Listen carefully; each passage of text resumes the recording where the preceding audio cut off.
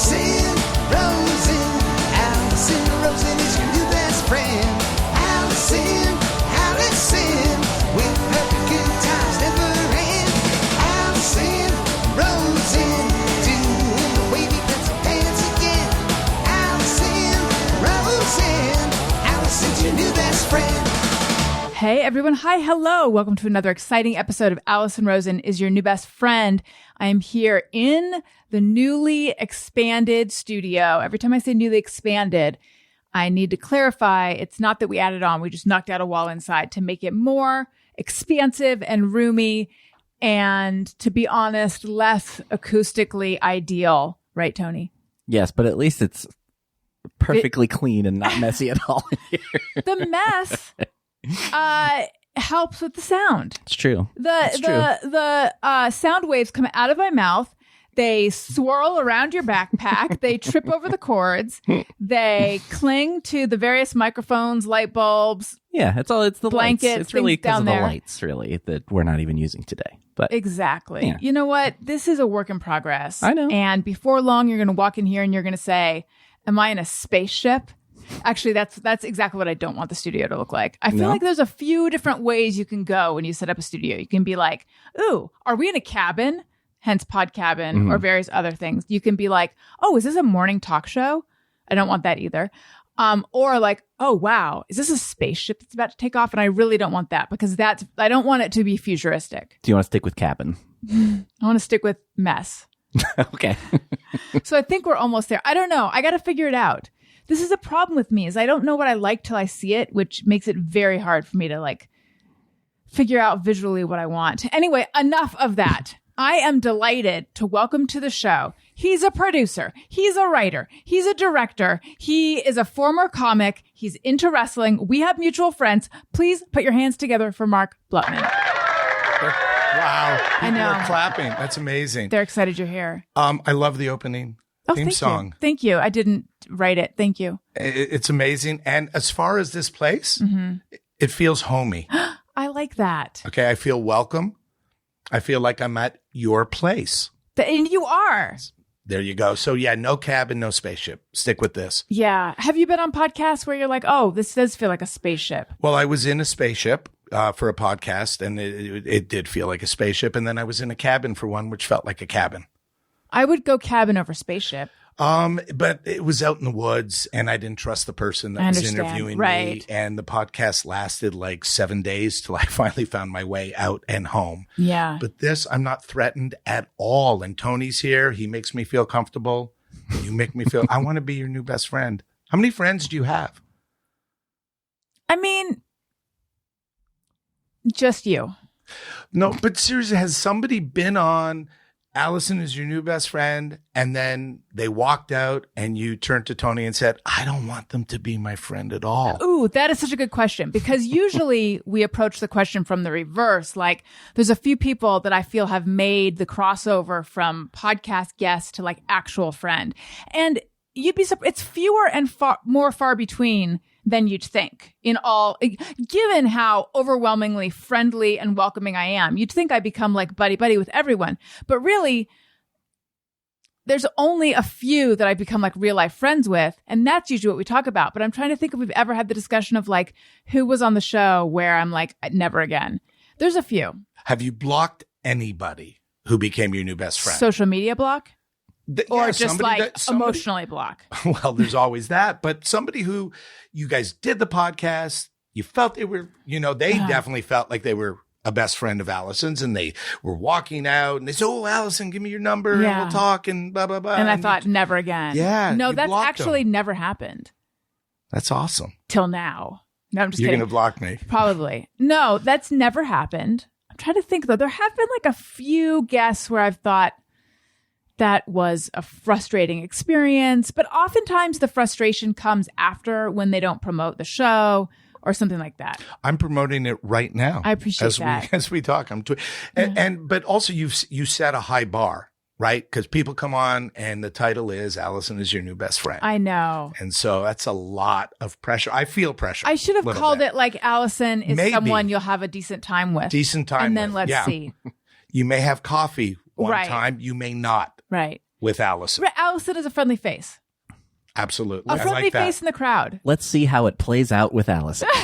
Yes. Perfect. Allison may or may not be on your Christmas list right for a card. Exactly. And that way, less commitment, less emotional attachment. Yeah. I really wasn't thinking clearly when I titled the show. I love it, actually. Thank you. Yeah, because I feel like I've gained something. I love it. So it's just transactional for you, Mark? I get it. Listen, I a new follower on Twitter. Why not? I know. Okay, so. Oh, boy. Boy Meets World. Yeah. Girl Meets World. Yeah. So Little Time with the Olson twins. Oh, I got stories. And so many other shows. But before this, were you a comic and then a writer, or were you kind of doing both at the same time? And also you grew up in Canada. Just fill us in, please. Oh, boy. I need the story. The story is I grew up in Canada, Montreal, right? And I was a hockey player because that's Speaking what French? je do. Oui, je parle français. Oui. Ça fait longtemps que je parle français, mais je parle français. That means it's been a long time since I spoke French, but I do speak French. Je parle un petit peu Un peu? français. Un peu. Parce que une fois tu allais au Paris. One time you went to Paris? More Oui. than once. But it's been a long time. Yeah. So no, you grew up in Montreal, you grew up playing hockey. It's like the parents, 2-3 years old, they take you, they throw you on the ice, like the way, parents throw kids in a pool. Yeah. They throw you on the ice. If you get up and can skate, you do it. And so this is true, at 10 years old, I played against Wayne Gretzky. Oh, wow. I was a goalie, and we were in a tournament in Ontario. And Gretzky, as a 10-year-old, was being written up in Sports Illustrated. He scored something like 300. I didn't know he was like a prodigy like that. Oh, yeah. He was written up at 10 years old. He scored about 350 goals in his league. I'm playing him, and I was a goalie, and he scored 11 goals on me in one game because I'm a kid. And as a kid goalie, you just lie down on the ice because nobody could lift the puck. Right. Except this kid Gretzky, and these pucks are sailing by my ears, like just bah, bah, bah, bah, bah.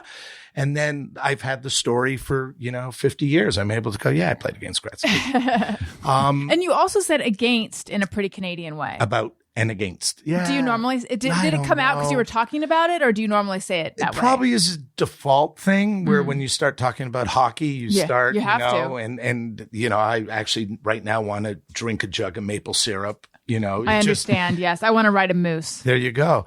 And so, but my journey was that I was like really good. And then I ripped my knee up around 16, 17 years old. And back then, knee surgeries were not like now, arthroscopic. They go in, they go out. You're doing whatever you were doing 3 weeks later. Back then, there was a lot of rehab that was necessary. And as a spoiled upper middle class Jewish kid, I didn't want to put in the work, and that's the truth. So I kind of and I had scholarship offers to go to like Bowling Green and University of Vermont. So I had a buddy. Yes. Question. Why scholarships in America? Because the Canadian schools didn't offer them.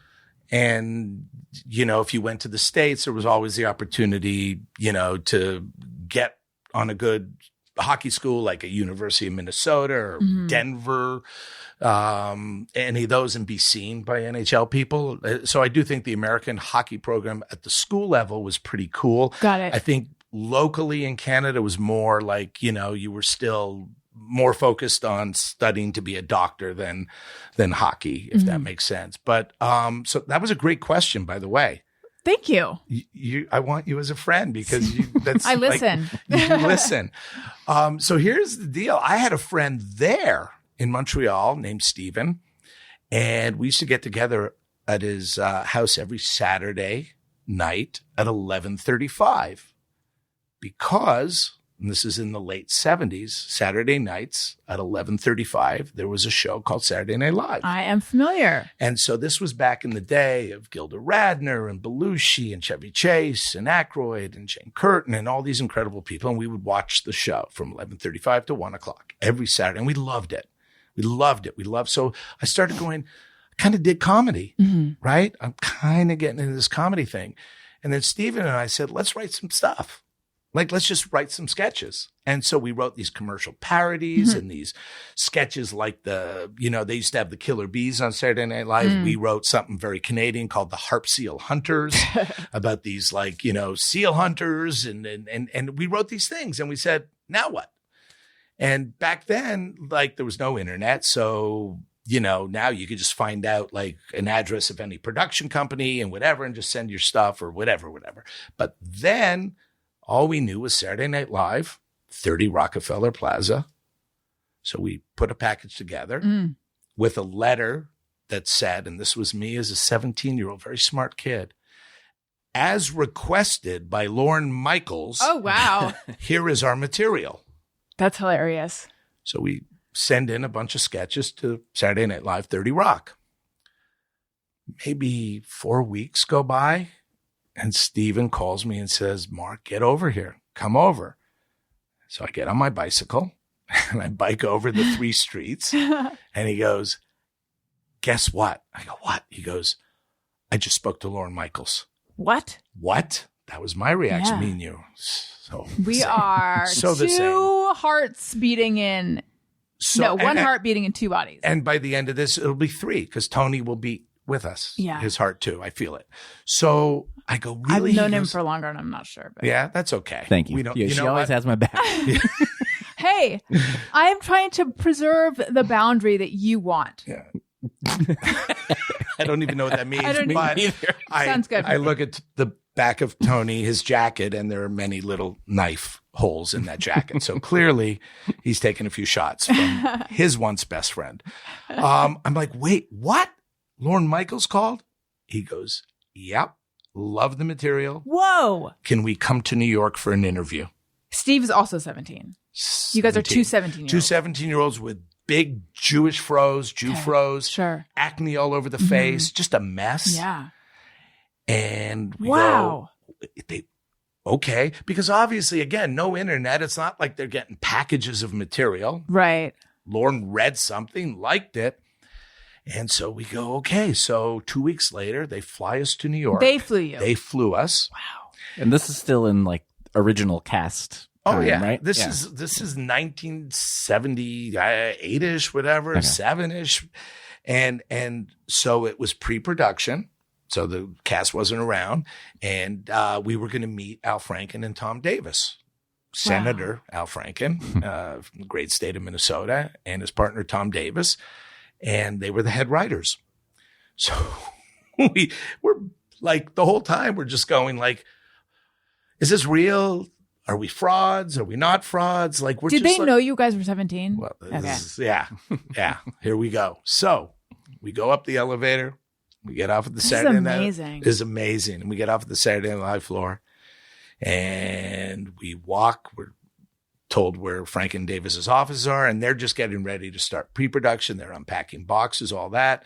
And I remember Al Franken was literally on the ground on his knees putting a plug in when on the door. I didn't have to say on the door. I think listeners would know. Maybe you knocked on the floor to get his attention. Okay. So we knock on the door. We walk in and he looks up and I go, Blutman and Padveen. And you guys are kids. That was the first thing he said. You guys are kids. Yeah. And we just nodded. He goes, but your resume said Second City on it. And I said, well, yes, under comedy, I wrote Second City because I'm a fan of Second City. That's the kind of comedy I like. And he looked at his partner and they were not happy at this point. And he goes, how do you feel about tricking us this? Oh, geez. And I go, I don't know. How do you feel about being tricked? Because you guys are the professionals and we shouldn't have been able, You said that though? I said it, but more not in a cocky kid way. Right. In a cocky 23-year-old way. I elevated myself a few years. Yeah. No, You're precocious. I didn't know what to do or say. Yeah. It's not a situation you prepare for. Well, suddenly it was tense, right? It got tense for a Yeah. minute, so I thought I would throw it back on Right. on him. Mhm. That was my attempt at, breaking the tension. Yeah. And they did laugh a little Okay. bit, and they had us sit down, and we talked just for a while. And they said, thank you for coming. And maybe one day when your acne clears up, but right now. And so This is so dispiriting. why? I wanted you to get the jobs at 17. Well, it all worked out okay. I guess. So that year, there was flattery in that one of our commercials was borrowed. Oh. A version of it aired. And Did one they of- tell you? Did they give you any credit? No. Okay. So it was That's annoying. changed enough, but you knew Yeah. where the idea came Right. from. Did you ever you never met Lorne? No, never met Lorne, and he's a fellow Canadian. He's from Toronto. Yeah. Lipowitz, I believe. It's something like that. Lorne Lipowitz, something like that. But it told Stephen and I that we were good and we had talent, right? So now in Canada, before you go to McGill or University of Toronto, there's what's called CJEP. It's 2 years of like a junior college. So we're at a place called Vanier. And all of a sudden, we see this like sign on a bulletin board about, student clubs. If you have a club and blah, blah, blah, and come to student council and yada, yada, yada. And we go, let's put on a show. Let's do Saturday Night Live here at the school, Vanier Live. Mm-hmm. Not a great title, pretty derivative, but they ripped us off. So what the hell? Yeah. So Vanier Live. So we go to student council, give our presentation. Next thing we know, they hand us over offices Oh, wow. and $3,000. Wow. So here I am, 17, 18 years old in junior college with an office. And a lot of money. budget? Yeah. And so we held auditions, and students who from the drama department or whatever, or just who wanted to be, they all auditioned. They read our stuff. Those were the audition pieces. One of the guys we hired is very successful in Hollywood now, Arthur Smith Productions. He does Hell's Kitchen, all that stuff, his company. He was one of our leads. And so we put on the show. We did 4 nights. It sold out. So we made money off the tickets. We were charging, I don't know, maybe $6 a ticket, 200 people. And then we sold T-shirts. So, Did you perform? we did the opening. Okay. Me and Steve did a routine. And so now we're monetizing it. We've got the budget, this and that. Now, every Christmas, a lot of people in Canada, snowbirds, they would go to Florida because it got really cold, right? So people in Montreal, Toronto, and so normally we would stay at a place called the Waikiki Motel, like, $39 a night, 7 kids would share it, whatever.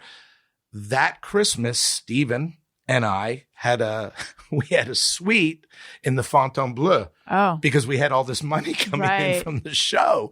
And How old were you then? 17. Damn. Yeah. But, and I'm getting to, eventually I will answer. So now a comedy club opens. The shows, we got reviews and now a comedy club, the first comedy club in Montreal called Stitches is opening.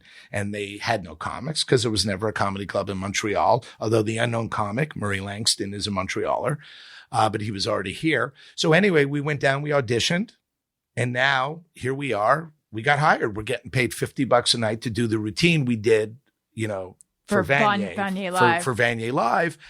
And that was a blast. And then maybe after 6 months, Stephen probably had a talk with his parents who said, stop this shit. And Blutman's a bad influence on you. And you need to be a dentist like your father. Oh. And all that. And he stopped doing it. What did your parents think? I don't think my parents, my mom was always very proud, but she was, she's a mental health sufferer, and so she was always dealing with that stuff. And I think, during her really good times, which were more than her not, but I think they were really proud and they supported it. And then, I was at McGill as a student, but my entire last year and a half, I was never there because now I was getting good at comedy and I was touring. I was playing clubs all over Canada. And my parents are like, how are you getting these grades? Like you're in Toronto for 2 weeks and I saw your report card. You got like A's. Well, I was giving the professors drink tickets for my shows in Montreal, and they loved that. Oh, wow. So I would just give them drink tickets, and I did very well. I graduated. And it's funny, I never went to my graduation. And my mom and dad said, "Why are you not going to your graduation?" I said, "Because I'm no hypocrite." Like, I just said, I can't take a diploma. I didn't earn it. So if you hadn't been giving them drink tickets, what grades would you have gotten? Do you think? Oh, Fs. I would have failed. So out. you did not. I was do the not work. there. And Forget they still do give the you work. A's. So corrupt. Well, but also I had, again, I give drink tickets to friends too. And so I was taking a course, I remember I was taking a course called Intro to Children's Literature. I had to hand in a children's book. That you had written. Yeah, well, a kid wrote it for me theoretically and put my name on it. And apparently it was very good. It was called Pete the Pigskin. And it was about a football with a face that was very sad because they always kicked him. That does sound like a really poignant book. It was about mental health before mental health. Right. Yeah. So do you want me to keep going? I do. I have more questions, though. I know. That's why What does your dad do? Pausing. Or what did your dad do? He was in the restaurant business. So his thing was, it was a giant restaurant by the airport in Montreal. And there was a patio and a main room and a back room and a bar. So he was there all the time. Like all the time. And this was, late 70s. And so he'd come home at 1, 2 in the morning, kind of drunk because you drink with customers. And then you drive in a snowstorm with no seatbelts. That was our parents back then in Canada. But, supportive of but I never invited my parents to come see me perform. How come? Issues? Yours? Yeah. Yeah, clearly. I didn't want them to see that. What did you think they would see? Swearing, and then maybe me hitting on waitresses and stuff. Would they have gotten it, do you think? Yeah, I mean, absolutely. So as my career went on, now actually before I go there, I have to backtrack. So this ties me into wrestling too, like my love of wrestling. So I'm doing stand-up and I'm doing okay. But then I created a character. I don't know if Crusher Comic. Crusher Comic. Here we are with Crusher Comic. Exactly. So Crusher Comic was a masked wrestler who hid his identity. And he wore tights and robes, like Ric Flair robes. I had them made in Montreal. I found a seamstress and she made me these robes. And all of a sudden, for whatever reason, and the way it happened, you want me to tell you how it happened? So a bunch of us, we had a Saturday night comedy show at a place called the John Bull Pub in Montreal. And one night there was a snowstorm and I showed up, and another friend of mine who actually became my early writing partner, Howard Busgang, he showed up, but no other comic showed up. And there were like 12 people who walked there because they lived downtown. So we had to put on a show. Well, there was only the two of us. We didn't have enough material. So I had been toying with this idea of this mass insult comic. And so I said, I'm going to try and go home. And I made my way home in the snowstorm. And all I had then was a ski mask and just my own terry cloth robe. And I came back to the club and I did my regular set. And then Howard did his set. And then we said little intermission. And then I said to Howard, I need you to introduce me as, from parts unknown, the Crusher Comic.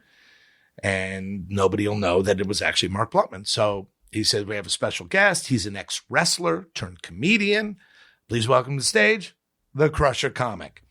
And I just came out screaming at the audience. I had no act written. I'm just going, what's your name? Where are you from? What do you do for a living? And they start to go, my name is, nobody cares. Shut up, shut up. And I'm just yelling at them. Just belligerent. And they're eating it up. And then I look at somebody and I go, come here. And I grab them and I just put them on my shoulders, give them an airplane spin. And then I put them down and they're all dizzy and the audience is going bonkers. And I'm just yelling at them like doing Don Rickles. Interesting. And so I got off the stage and I went, I think I'm onto something. And so I developed the character and I had actual like wrestling gear made. And then I started, I forget the year the song came out, but I started coming out to Eye of the Tiger. And I would literally my opening was banging on the heads of audience members, didn't tell them beforehand, but I would just pound to the music, pick them up, airplane spin them, throw them down, climb on the stool. You know, most comedy clubs had like the stool. Yeah. I'd climb on the stool and then come down with an elbow smash. Well, now I'm writing an act for this crazy lunatic character. Were you smashing them on the head hard? No, Okay. no. Total, just working punches, like just, like a good looking working punch. Right. Now, all of a sudden, people are writing about me. I'm getting booked in Toronto. Attention, yeah. I'm getting attention. Now I'm on Tuesday Night Titans, WWF at the time. They had a show called Tuesday Night you were Titans. on one of I those? was on that. What is Crusher that? Comic. Is that a It's TV so show? weird. It's so weird. It was like, how do you describe It's it like even? it was like a fake late night talk show Hosted by Vince McMahon. Yeah, and Oh, then wow. all the guests were just wrestlers. Wrestlers. It's What so channel weird. was it on? TNT. Oh, was it TNT? Yep.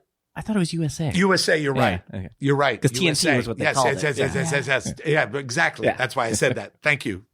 So they built like a nightclub set Uh-huh. Wow. in the audience. And I came out and they had all the jobbers at Oh, tables. I need to find this now. Mario Mancini and Rusty Brooks and all these jobbers were like at tables pretending they were at a comedy show.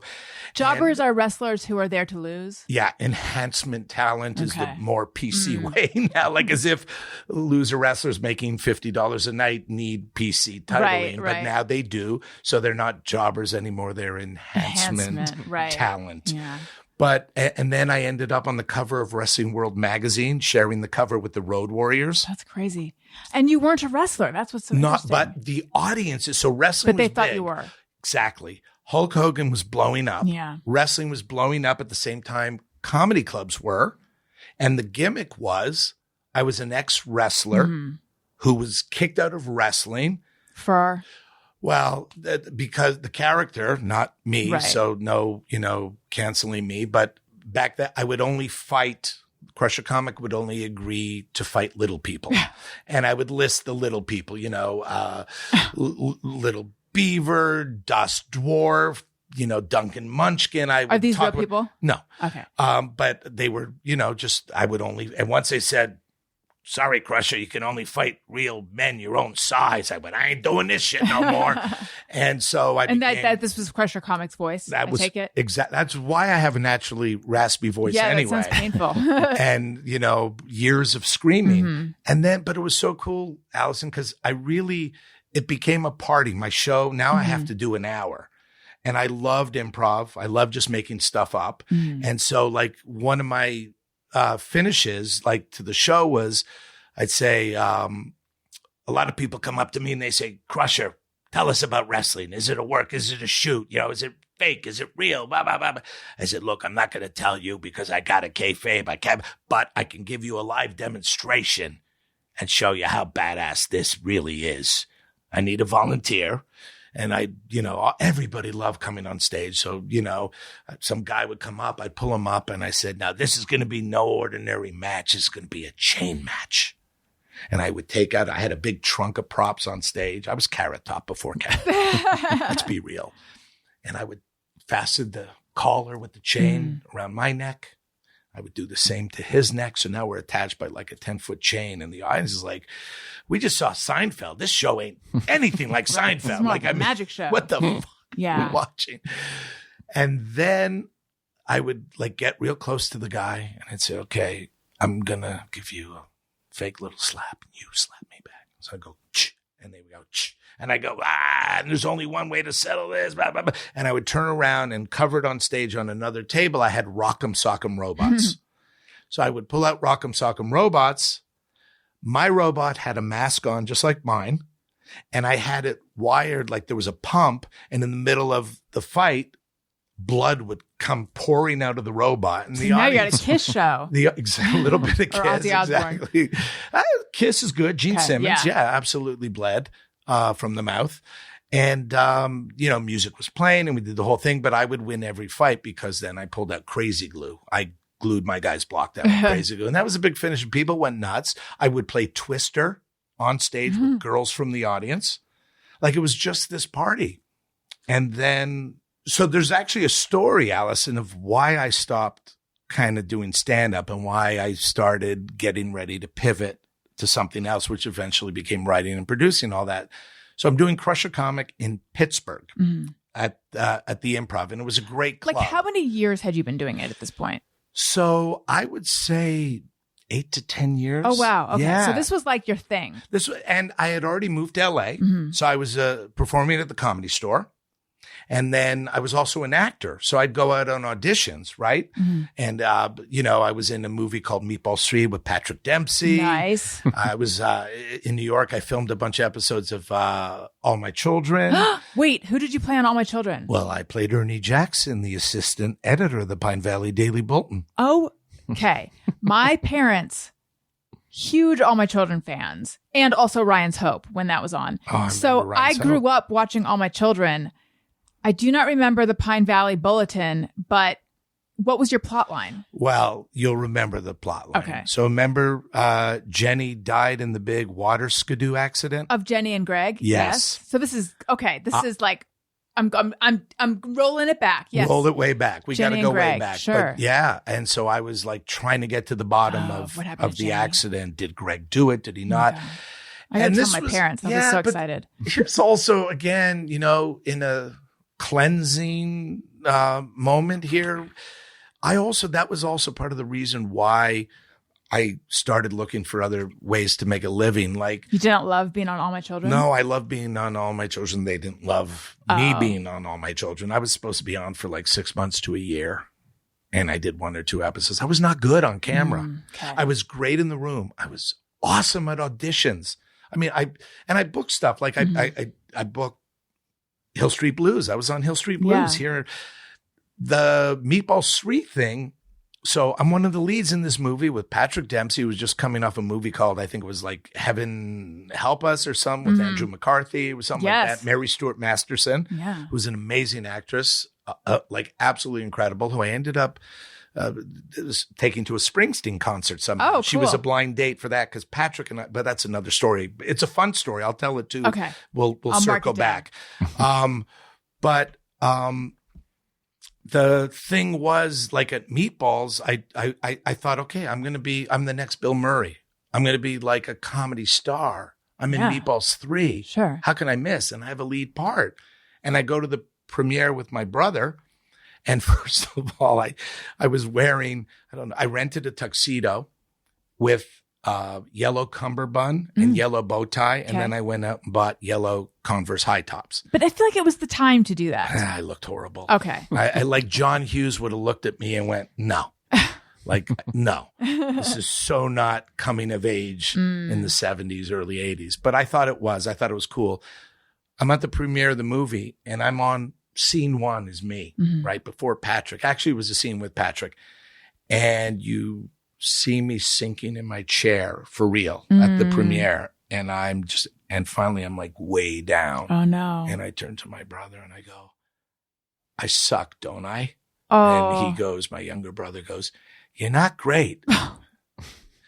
So all these moments, wait, there's even another one that confirmed it. So one of my closest friends is Howie Mandel. And so I was hanging on the set of St. Elsewhere every day when I first moved to LA, right? And I'm a struggling actor.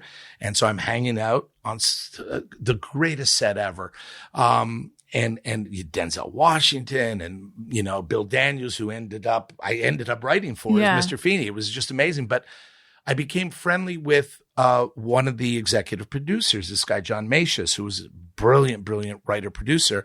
He had a table hockey game in his office, and I love table hockey. And so we would play table hockey, and we became good friends. And he introduced me. He loved me. And he said, so you're acting? I said, yeah. He said, well, I got to get you on the show. And I went, great. Here I am with the guy writing the stuff. Like that. So he says, I want you to meet Gene Blythe. Gene Blythe was the casting director. I met Gene. Gene goes, Blutman's amazing. I love him, blah, blah, blah. And so every week there'd be a part that I was close enough where I would go in audition. And then the next day, Macias, who was known for being just acerbic and honest, he goes, you suck, Blutman. The casting director said you were absolutely horrible. He goes, I'm trying to get you on the show. And then finally one day, oh my gosh, this is so painful to recall. This is a show for that. This is okay. Yeah. This is healthy. This is healthy. cringeworthy stuff? So- Usually it's me doing it. But I love when a guest does it. this is like stuff. This is Yeah. therapeutic. I'm purging my past that trauma. hurts. Yeah. A lot of acting trauma. One day, Mesha says to me, he goes, I wrote a part for you. You can't F this up. The part is to play Dr. Mark Craig's gardener. I wrote it in your voice. I'm uncomfortable already. So he goes, go read it for Gene. They give me the sides. I study them all day. I go to Gene Blythe's casting office. And Sides is the script, Tony. Yeah, sides is the, I've been on Tony some knows. sets. Come on.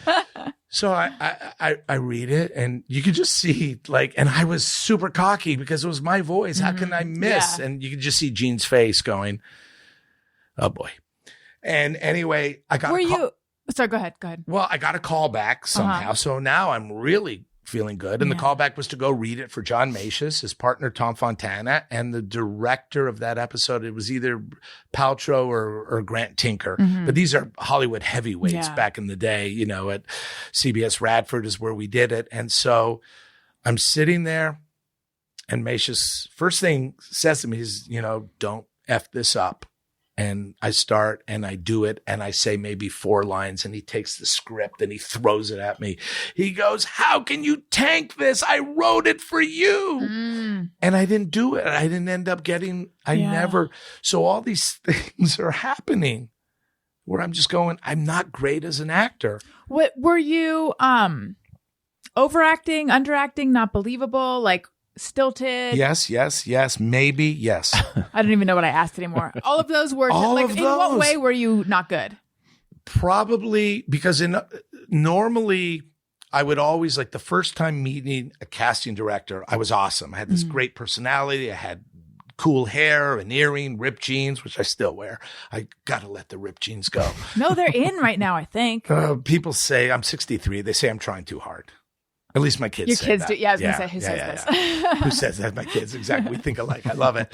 But I think once I got past that first thing with the casting director and You got in your head. I got in my head and I tried too hard. I was also the Orkin man. I booked that commercial. I was the Orkin man, the exterminator guy.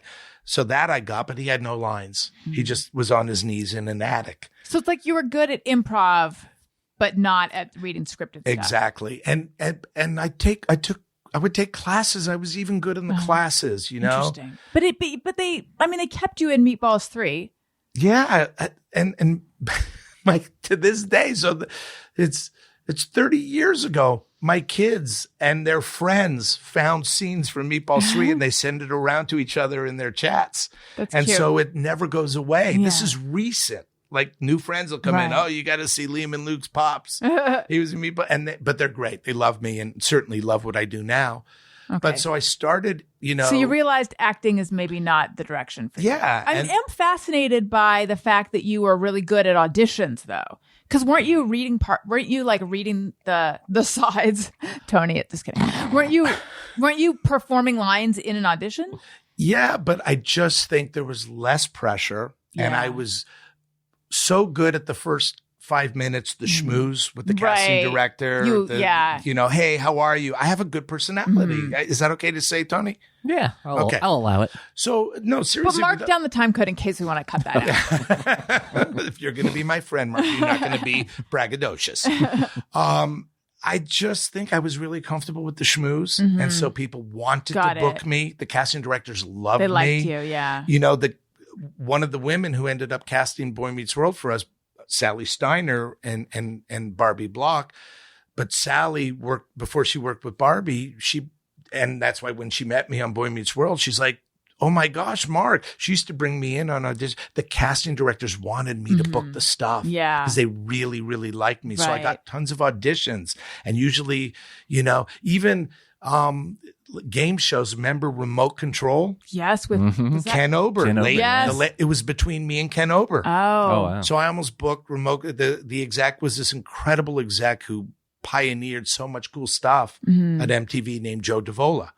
I know that name. name. Well, they Joe used it on Seinfeld. Oh, yeah, that's why I know it. Yeah. They used so many real executive names. Lloyd Braun. They were all like, that's funny. Yeah. Like Larry David he did not hold back. But I was almost booked for Remote Control. Dirty Dancing, the TV series, I came very close to. Nobody puts baby in a corner.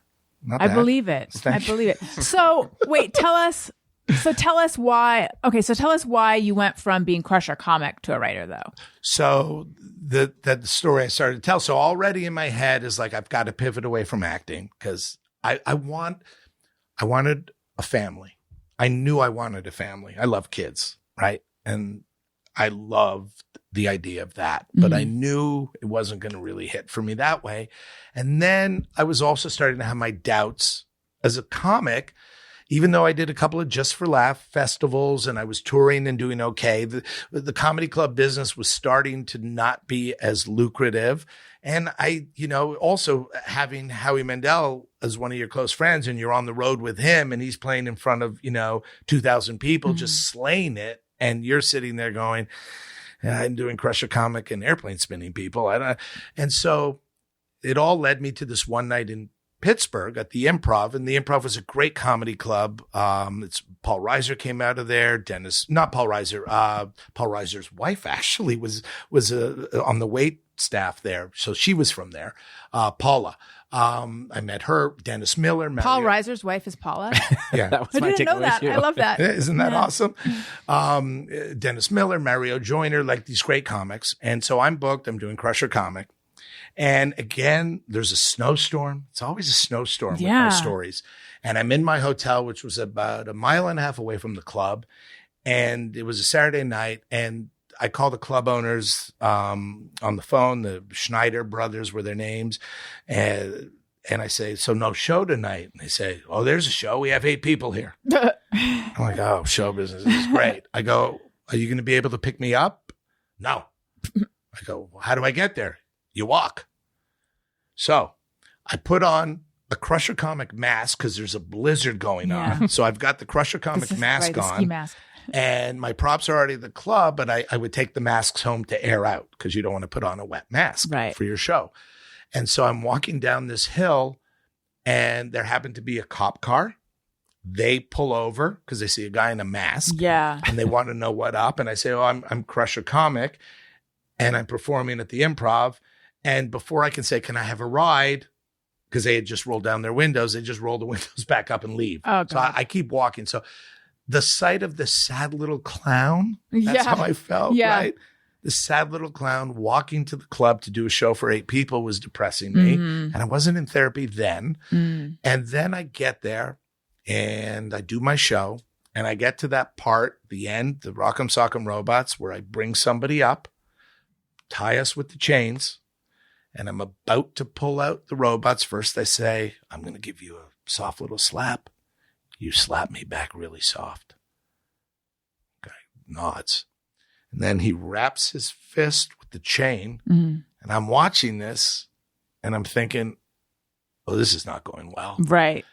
And he just quickly cold cocks me, knocks me down to the ground. Oh my God. The bouncer runs up. They take him out. I'm on the ground all groggy. I finally, the remaining 7 people are like, what just happened? What the fuck just happened? Although 4 of them were with him. So they left and I'm left with like 4. Yeah. And I'm like, just like feeling my jaw. It wasn't broken. I'm just going. Still though. Exactly. I'm just having the million thoughts, I knew enough to say, thank you, good night. I said that. And then I sat at the bar and I was just sad. Yeah. And even though I had these incredible successful moments as Crusher, like I said, I headlined, nights at the Just for Laughs festival and I did a, Club Soda in Montreal in front of like 1,000 people, and I was on the cover of Wrestling World. I knew there was a limit. There was a ceiling to this Crusher Comic thing. It's like you're outgrowing it is what it sounds like. Yeah, I think that's exactly it. And I'm coming on 30. I'm just about 30 years old. And it was a great way to make money as a kid. And, I'd go on the road for 2 weeks. Like I'd be in LA at the Comedy Store, go on auditions, right? Then I'd go do 2 weeks in clubs for 2 reasons. One, I could only tolerate 2 weeks because of my voice. a lot of yelling. And then I wanted to be here to be seen at the Comedy Store and to get acting gigs. And, you know, I'd make $3,000 in the 2 weeks plus expenses. So that was great for a kid in your 20s. But there was something really frat about the whole thing. You know what I mean? Frat? Yeah, fraternity? like fraternity. There was just something really, and I just, you know, said, okay, you know, like, let's pivot. And so then the writing started. Question about Crusher Comic. Yes. Did people know your real name was Mark Blutman, or was there like a mystery about who the identity was? So at the Comedy Store, yes, because there were always casting directors in the audience in the main room. And so I would do half the show as Crusher, then take my mask off and do 10 minutes as Mark because they needed to see the face on the road. Branding. There you go. Branding before branding, right? On the road, no, I played the gimmick. Like when you were on the cover of that magazine, does it, in the article about you, does it say no? No. Okay. Were people wondering like, who is this guy? Absolutely. I even had a friend, Andy Nullman, who, from Montreal, he was about 5'1", very, you know, fun, Jewishy. He played my manager, Main Street Maxi Shorts. So he, for some of the shoots, the photo shoots, he would, you know, do my manager, you know, with the cigar and the sunglasses and the hat. We did one photo shoot. A friend of mine lived in Burbank on a big property with horses. Oh, maybe the Rancho. There's an equestrian district called the Rancho. Yeah. In fact, when I first got here, Howie, his wife Terry, myself, and our friend Michael, we would go to the polo matches at the Equestrian Center in Burbank. But we went to that, his horse property, and a photographer came, and Crusher Comic in a Hawaiian shirt and shorts was going around the stables showing his horses. So there were pictures of the guy in the mask with horses, as if I was this rich horse-owning former wrestler turned comic. We gimmicked it. And the cool thing was, in a club, I go into the green room, I get undressed, take my mask off, and go sit at the bar and talk to people. Hey, do you like the show? They're like, yeah, Crusher's awesome. We see him all the time. I go, me too. And I would meet people and they would have no idea. And then one city, I was very big in Colorado for some reason. And I would go there 3 times a year, sell out every night. They would add shows, give me the door. I was doing great. The radio station, the local station, would run a Win a Date with Crusher contest. Wow. So I would end up going out before the show, limo with a guest in clothes and the mask, and he's sitting in a steakhouse in the mask. It was so much fun. But as a kid, somebody in your 20s, you see the frat part. Right, yes. And you see it's not the road if you want a wife and kids. And so I was really lucky to make the pivot. And, you know, I mean, there's a huge story, too, of how the writing career started. But you may have other directions you want to go. No, I am curious about that. There is something I'm wondering from before, though. You said that your mom had mental health issues. What kind? Depression, anxiety. So as a kid growing up, it was, you know, mom's tired a lot. Why is mom always in bed? You know, and nobody sat me and my brother down and said, well, here's what's going on. We had this incredible nanny, this wonderful Jamaican woman named Jane, who to this day is like part of our family, who was with me and my brother for about 4 or 5 of the bad years. You know, it's funny. Did you ever see The Fabelmans? I haven't seen it. Oh, did you, Tony? I still haven't seen it either. Anyway, the Michelle Williams plays Steven Spielberg's mom, and it triggered me. So she, you know, Spielberg's mom had mental health issues. Michelle Williams played her to perfection. There were lines of dialogue that your mom had said between me and my mom that was in the movie. There was a scene where, you know, young Steven was always having issues, and one of the siblings said to him, you just don't like mom because you're just like her. That I'm like right now, I'm just, you know, and so that went on in my house. My mother and I had this very contentious relationship. She's funny as all get out, but it was always a competition. Like if I said something funny, it's not cool when you're being out done by your mom, or Right. she's trying to. I'm like, not everything's a joke. And, you know, so there was a lot of that stuff going on. But in the movie, there was so many lines of dialogue. Michelle Williams was in bed a lot like my mom. And then there's a dinner scene in the movie where she made salami and eggs for Stephen and the sisters. Well, that's what my mom made us when she would get out of bed, because it was late. Yeah. And there was only time to make salami and eggs. So I'm like sitting there Yeah, and it's your everybody's story. going, okay, you know, whatever. And then they're looking at this one dude who's just losing it. And I was losing it. And, you know, I've become, in a lot of my work now, and we'll jump back to the beginning, but the work I do now, I really try and be a positive advocate for mental health issues. I have 2 projects set up. One's a TV show, and then there's a movie actually set in the world of wrestling that they just talked about in Deadline last week, called Arigato Tokyo. And it's a project that I've had in my head for a long time. And it's basically kind of like The Wrestler meets Lost in Translation. It's except with a female wrestler who's late 40s, who's lost communication with her 21-year-old daughter because she was never there. And now she abuses pills and booze, and she does like house shows in the Florida. You wrote this? Yeah. She does house shows in Florida Panhandle for like $200. She was once over. She was once huge, a huge star. But she also has, and this is, you know, kind of some subplot to it, she has all these mental health issues, anxiety, depression, memory loss, inability to sleep. We come to discover it's from 20 years of concussion. So she's got post-concussion syndrome that has been giving her these other symptoms, and she's been taking pills to treat the symptoms, but nobody till now diagnosed. Well, that's like, was this inspired by any real life situations? No. Okay. No.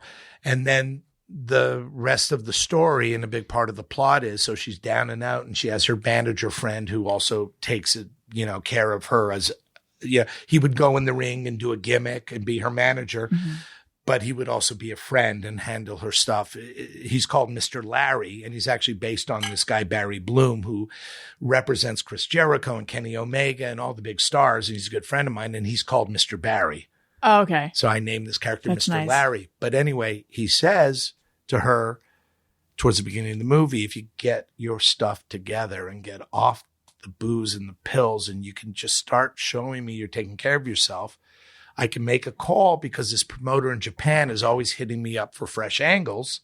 We'll send you to Tokyo, and we'll relaunch the feud you had 15 years earlier with Hoshi Tokayo, the big Japanese legend. This movie sounds so good. It's so good. It's the best thing I ever wrote. Well, while there, she falls for a 28-year-old Japanese kid who ends up to be the kid of Hoshi. Oh, wow. That she's fighting. So the last match, the big blow-off match, goes from work to shoot, because Hoshi wants to kick the crap out of her because she's hanging out with the son.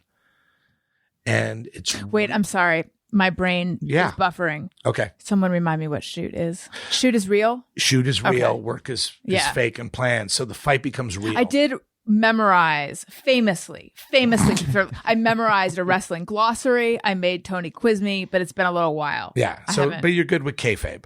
Yeah, I know that. Okay. So, it's got a lot of relationship stuff, and he helps heal her. He takes her up to this place. The 28-year-old. Yeah. He's really cool. He's into, natural He helps her get healing. her groove back. Kind of. They go up to Mount Kumara, and they, very spiritual journey, and they're just amazing together and platonic. But that's got the Lost in Translation vibes, which is one of my favorite movies ever. And it's just an amazing role for a female actor to come in and play this. Do you already know who you're going to cast? Well, we're just starting to go out now. I just handed the script in, and people love it. And I would love Charlize Theron. Oh, yeah. I would love somebody like Cameron Diaz, Elizabeth Shue. So blonde is what you're saying. Well, the character is, but no, Angelina Jolie would kick ass too. They got to be able to do the physical. And then for the other part, for Hoshi, the Japanese wrestler, there's far less scenes, obviously. And I want to cast an actual wrestler to keep our actor safe and to Right. make the wrestling look better. If you cast 2 actors, and then there's another sub story with the character's name is Annie Abel, and with her daughter, who they're estranged, and I want to go after somebody like Billie Eilish to play the daughter. Oh, that's great. Yeah, and so I just handed it in, and people love it. But That's so awesome. It's the best thing for me that I've ever written because it was so brutally honest. The mother, Yeah. even though she was a wrestler, she had parts of my mother, and the daughter was all me. You know, things the daughter said, I had said. I mean, you know, there's a moment where, you know, Annie says to the daughter, I just hate that you hate me. And she goes, I don't hate you. I'm just trying to understand you. So maybe one day I could like you. I mean, it's heavy drama, you know, but for me, you know, and you hit a scene and you just start crying during the writing, and it's the worst and best feeling at the same time. And you know you've hit something, right? Right, because it's so authentic. It's so raw and authentic, and you just, you know, it's like, oh my gosh. Has it taken you time as a writer to be able to be that real? Absolutely. Yeah. I mean, you know, you're doing sitcoms for most of your career, and, you know, the combination of you've got to just make your audience laugh. I mean, we did heavy episodes, and in other shows I've done, there's been heavy episodes, but now I'm just, you know, I just press the button and say, just let it pour out. Like, just be as authentic. And, you know, I'm writing these things as much for me as for an audience. And if you're truthful, the audience will come. Yeah. They just will. What's the TV show? TV show is called Gripped. And so it's adapted from an IP, a best-selling YA book series of the same name, Gripped. And it's about high school and college football in a Boston community and opioid addiction and mental health. And it's basically Friday Night Lights meets Euphoria, but with hope and less glorification of drug use. Right. I still haven't seen Euphoria. I think I watched part of an episode, but it's like there was a moment where I feel like everyone was talking about it. So I feel like, should I go watch it? Listen, the minute I saw the first episode, I said, oh, Zendaya's going to win an Emmy. She just kicked ass. She was so raw and authentic, like we're talking. The first season I absolutely adored, and I felt the second season got really, really dark, and it felt like it was glorifying, you know, sexuality and drug use a little bit. And I kind of, and even my 22-year-old was not as impressed with season 2. Are you watching Yellow Jackets? No. I have some mixed feelings about it. I'm all in on Succession. Oh my God, me too. I mean, okay, who's your favorite Sib? Oh, I mean, Shiv is who I wanted to say first, but I really enjoy Roman. I love Roman. Did you know? I'm sorry that I have to bring this up again. Yeah. It's blowing my mind. What is the birth order of the kids as far as you're concerned? Do you know where I'm going with this? No, but I don't. Oh, about who would naturally have the business? No, who's the oldest, who's the youngest? Like, what's the order of siblings? You know what? I don't really know. Maybe somebody does. If I had a guess, I would say Roman's the youngest. This is the correct answer of what you're supposed to guess. That's what I always thought too. Not? No, apparently Siobhan is the youngest. Why are you so formal with her? Why She's do I call Shiv to me. It's because Shiv is a stupid nickname. Sorry, any Shivs out there. I don't think you have to worry about that. That's my point. No one goes by Shiv. Which is so cool. Okay, yeah. I think that shows is next level, you know. So good. And again, you know, as a writer and a 33-year member of the Writers Guild, and, you know, we're out there walking and striking and doing that thing right now. It's like when you watch shows like Succession that make these, you know, studios so wealthy beyond their wildest imagination. And you're like, and you want to make us disposable? Right.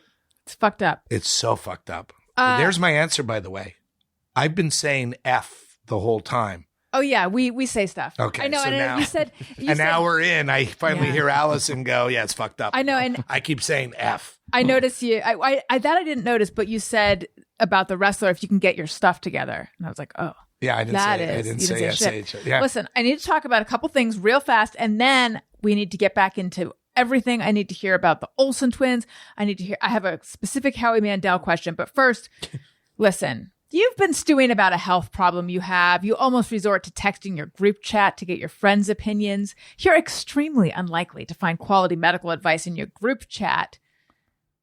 Well, they don't know who my friends are. Maybe I'm friends. Just kidding. You're right. Your friends don't know. But you can find it from a doctor on ZocDoc. Thousands of medical professionals on ZocDoc are there to help you. They listen like a friend and give you the expert care you need. No more doctor roulette or scouring the internet. ZocDoc is the only free app that lets you find and book doctors who are patient reviewed, take your insurance, are available when you need them, and treat almost every condition under the sun. No more doctor roulette or scouring the internet for questionable reviews. With ZocDoc, you have a trusted guide to connect you to your favorite doctor you haven't met yet. Millions of people use ZocDoc's free app to find and book a doctor in their neighborhood who is patient reviewed and fits their needs and schedule just right. Go to ZocDoc.com/bestfriend and download the ZocDoc app for free. Then find and book a top-rated doctor today. Many are available within 24 hours. That's ZocDoc, ZocDoc.com/bestfriend, ZocDoc.com/bestfriend. I also need to talk to you guys about BetterHelp. This show is brought to you by BetterHelp.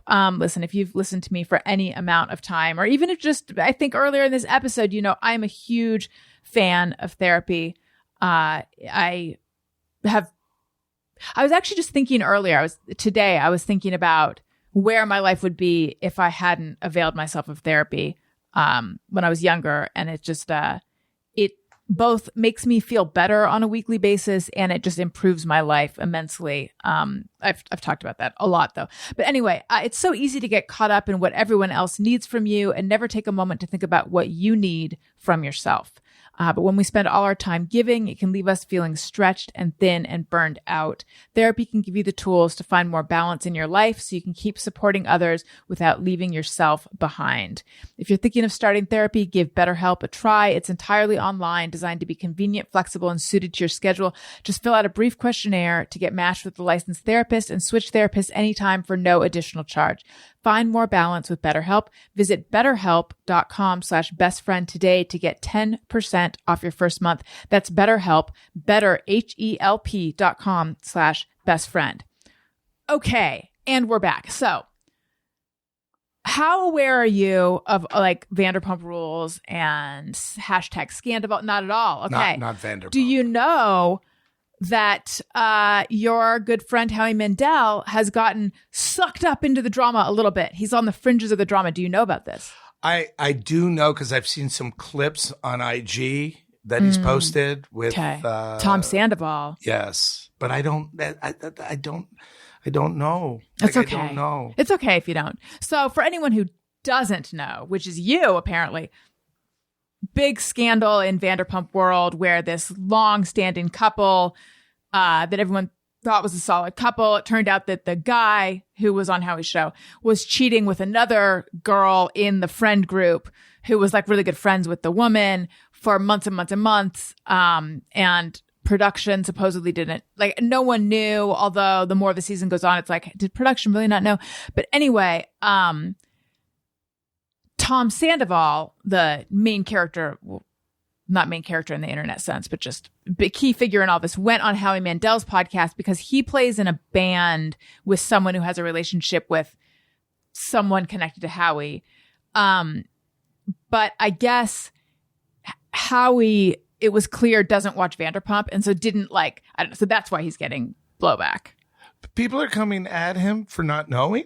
A little bit, yeah, because they feel like he was, I haven't seen it. I've only seen clips as well. But I guess he was like kind of generous to Tom Sandoval. Like, I don't, kind He's of saying. Always generous. Yes, to everybody. But everyone hates Tom Sandoval right now.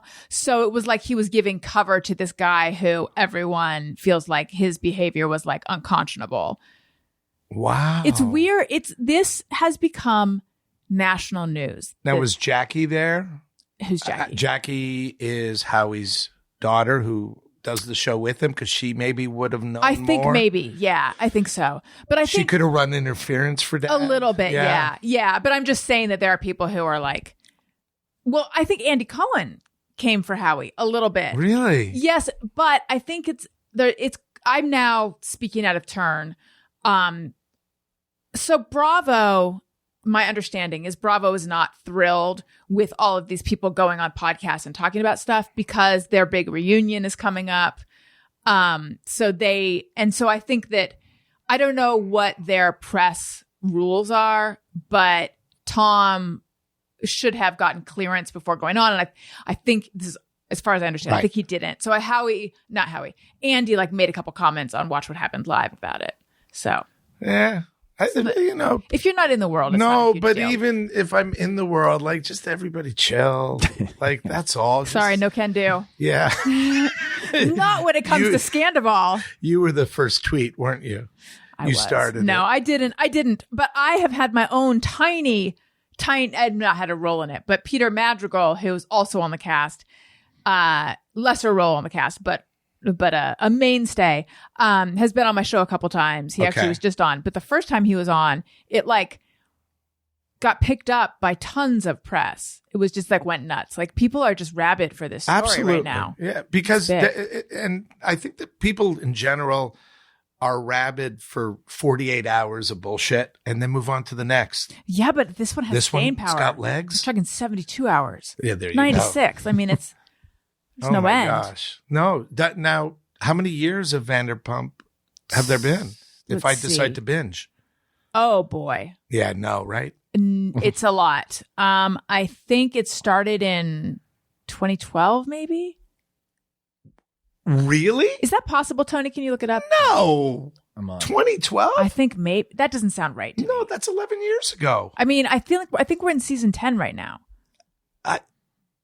Well, yeah, but their seasons, I mean, they could do 3 seasons within 12 months. This is true.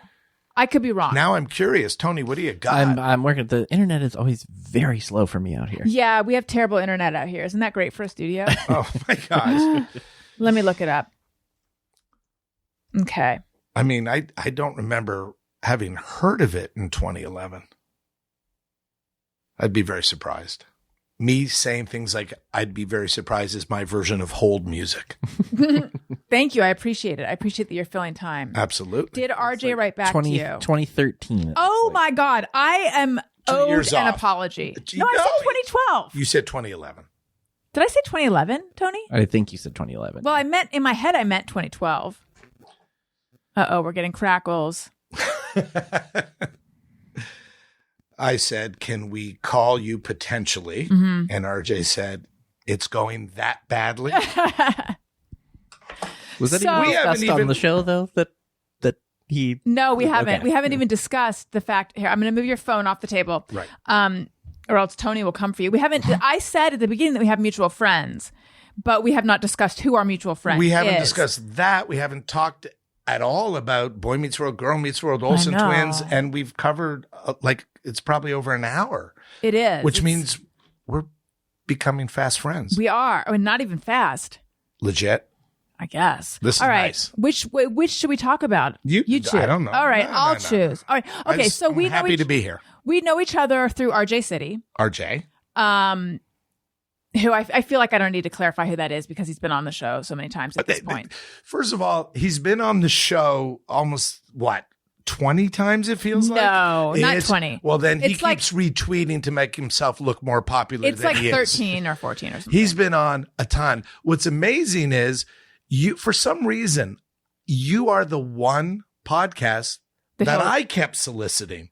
Right? Didn't I keep coming after you? When am I going to be on? When am I Yes. going to be on? I want to be on. Well, I haven't done that with via anybody. Oh, thank you. Like I just felt like I want to be Now on. you really are her new best friend. Yeah. You're speaking Did I her say language. badly? You But know, didn't I come- people who can't take compliments. I am not one of them. No, I'll I give love it to a you. fucking compliment. I remember I tweeted, said, when am I going to be on? And you're like, who are you? And No, you RJ. know, Well, RJ was doing your bidding at the beginning. I don't even like RJ, but okay. No, no one does. I know. He just inserts himself. He's In everywhere. everything. Yeah, he like wears you down until That's- eventually you're like, oh, I That's- guess we're friends. Exactly. And that's why he knows so much about pop culture in case he meets somebody. Oh, Tony Shalhoub, I know everything about you. Yeah. I'm your Right. Steven Weber. Yeah. Like, No you one's know, buying it. It's bull. He It's just bullshit. researches things. Yeah. He just sits right. there Yeah. Googling shit. You know what? We have Wikipedia too. Yeah, exactly. That's his best I know. friend. His best friend is Is Wikipedia, Wikipedia. not even Dalton Castle. His best friend is Wiki. Yeah. He just looks shit up. Did you know Yes. that Dalton asked RJ to be his best man at his wedding? Okay, I'm glad you said at his wedding. I thought it was like What asking, like asking him out. Yeah, no, to be his Can best. you be my best man? Right. Like no. that you yes, paused. like my number Your- one gal or something. Your pause was so crevice-like. I was like, did you know RJ asked Dalton or Dalton asked RJ? I don't even know who asked who to be his best man. 2, 3, 4. At his wedding. Well, like you in paused. I did. I inserted a crevice apparently. Huge. An We'll let abyss. Tony, that'll be cut. I could say shit. I could say fuck, but You can't say inserting, huge. well, you said inserting a crevice is what you said. I feel like that's fine. What am I missing? I don't know. We're not inserting something into a crevice. Listen, years ago on the podcast, after I had my first child, Daniel, and I think at my encouraging, talked about how, because he saw the whole thing, just how he was just, he's like, your vagina is huge during childbirth. Thank God. During, that's not, although, I mean, honesty is also, I mean, we just want, I don't need that kind of honesty after the fact. right. But during, yes. Yeah. Well, what do you dilate to? What's the normal? Well, your cervix dilates to 10 My centimeters. cervix? Probably not yours, no, but mine. A gal's cervix Yes. dilates, a birthing person's cervix dilates Yes. to 10 centimeters. I was going to say 10 centimeters. I You're swear. right. Yeah, that's good. Good that you And know that. being from Canada, centimeters make sense to me. Right. And it doesn't make sense to me, but I think it's like the size of an orange or something, It's maybe 2.5 inches. which doesn't sound like that much, but it feels like a No, lot. but that's why all the goop helps. The goop Yeah. makes like a sliding thing. I mean, easier. it's not as lubed up as you'd think. Well, I was in the room. Oh, no. I mean, wait. it is. I'm such an idiot. I was in the room, I know. And then I went, wait, both my kids were C-section. Oh. So I never saw it. Yeah, you never saw it. I've never seen a period. We were married 14 years. I still haven't seen it. We're divorced 10 years. I never saw it. So I couldn't say big, small, Yeah. whatever. You just don't think about, like, you could imagine a cervix being dilated, but you don't think about what happens to the rest of everything.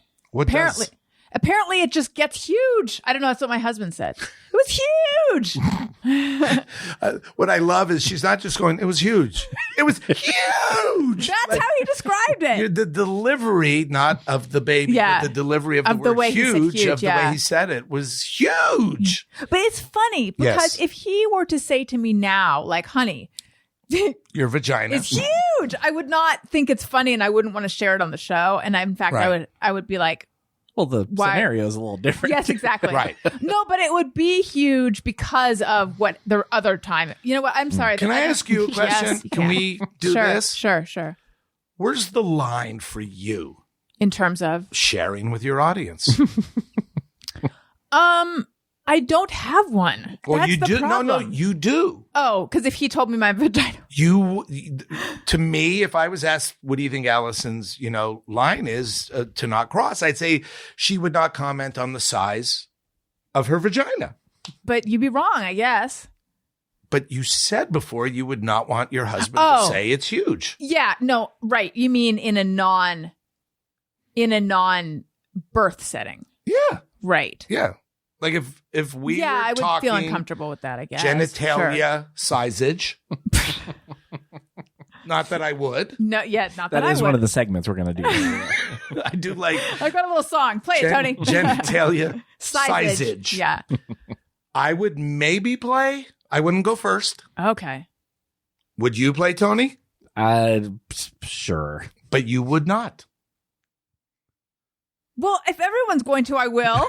I will get peer pressured into it. I mean, I'm not saying I want to. Don't you have a fucking ad to read? That would be a good time. I'm turning red. I'm I know. embarrassed. But we all have lines. Yes. I stumble upon them sometimes during a show. I'll It's be too like, late, right? Yeah, it is. Yeah. But I don't have a ton of lines. But it's interesting. Now let me take it back and make it interesting and personal and all that. 3 years ago, a line for me would have been, I would not have discussed my mother's mental health. And now I just feel that we all should advocate for authenticity and whatever that entails. Now, by the way, if somebody's not comfortable with something, that's cool too. Yes.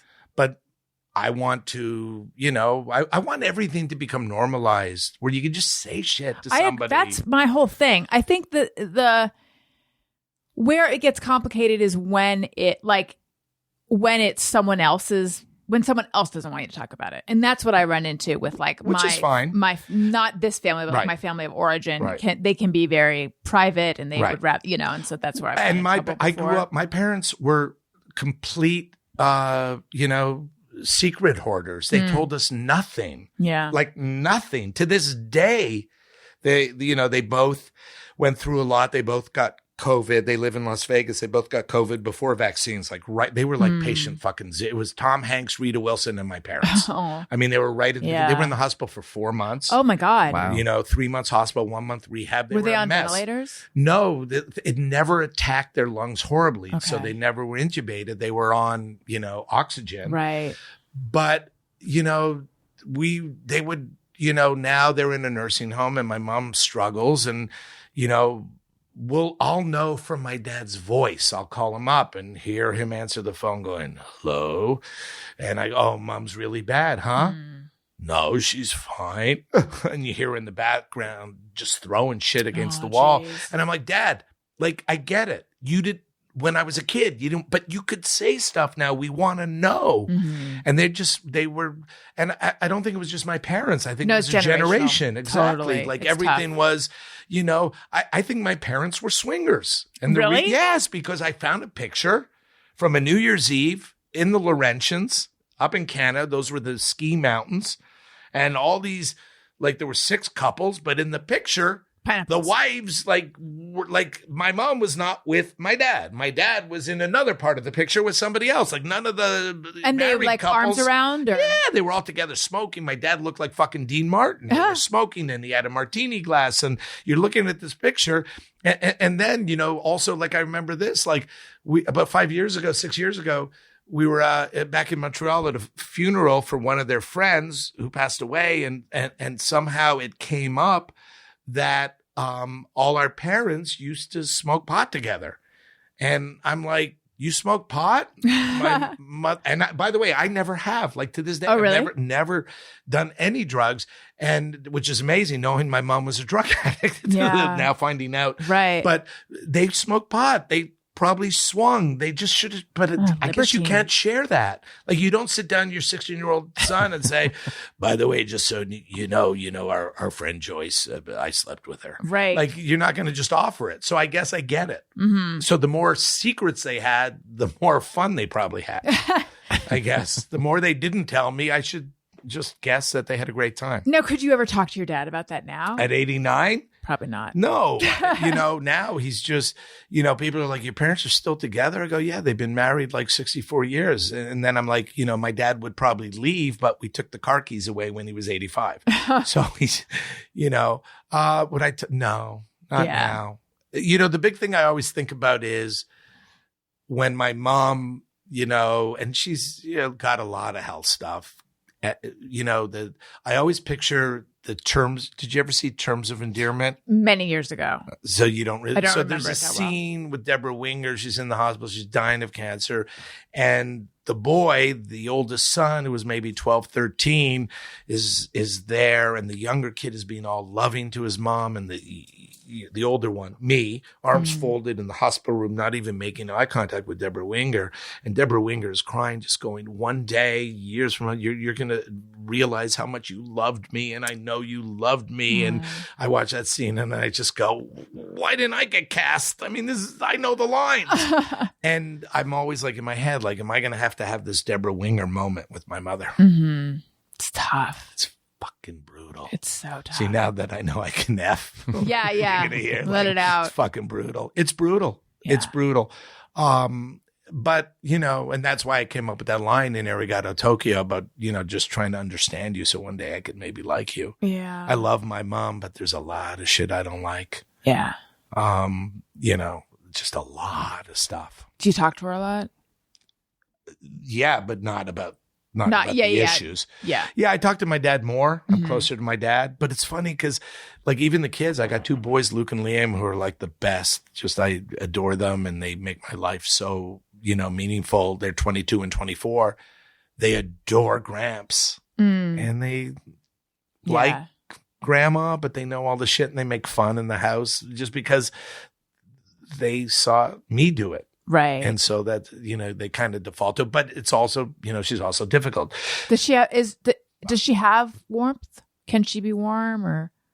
So it never feels genuine. Yeah. As a kid, it never felt genuine. It felt like this is what I'm supposed to do. But in her defense, she's had, besides the mental health issues, she's had physical issues her whole life too. So, she's had Crohn's disease. Now she has macular degeneration. She's 85% blind. Yeah, she has rough. like 85% blindness.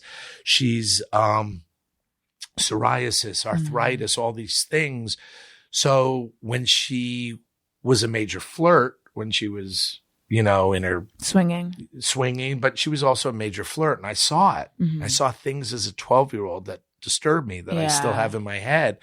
And she was just, because she had all these health issues, both mentally and physically, I think she was just looking for any kind of validation and attention. So she would be outwardly flirty. The other thing that she used to do that was very hard to deal with, that I still, sometimes I compartmentalize it. Sometimes I let it out. But, I just remember as a kid, 12, 13 years old, we're in a restaurant, the 4 of us, me, my brother, my mom and dad. And like somebody will walk in and walk right past the table. And my mom's like, oh, why is she wearing that outfit? Look at her fat ass in that outfit. I'm like, Mom, you don't even know her. Like, what are you doing?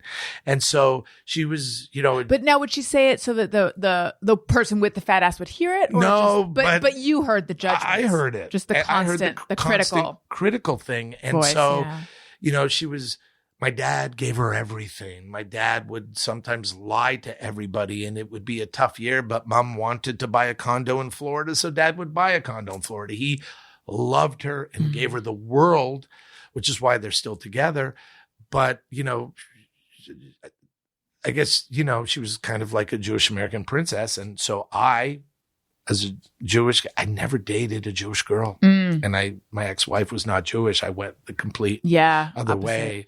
So just tons of stuff, but thank God. Did you go the opposite way to like a Charlize Theron, Elizabeth Shue, Angelina Jolie type? Just kidding. Yeah. I mean, my ex was blonde. And, never wore makeup. I hated makeup because my mom wore a ton of it. Okay. My ex never wore makeup. I love a very natural. Are we talking like, is this like a Daryl Hannah type? Yeah. Really? Yeah, absolutely. I nailed it. Absolutely.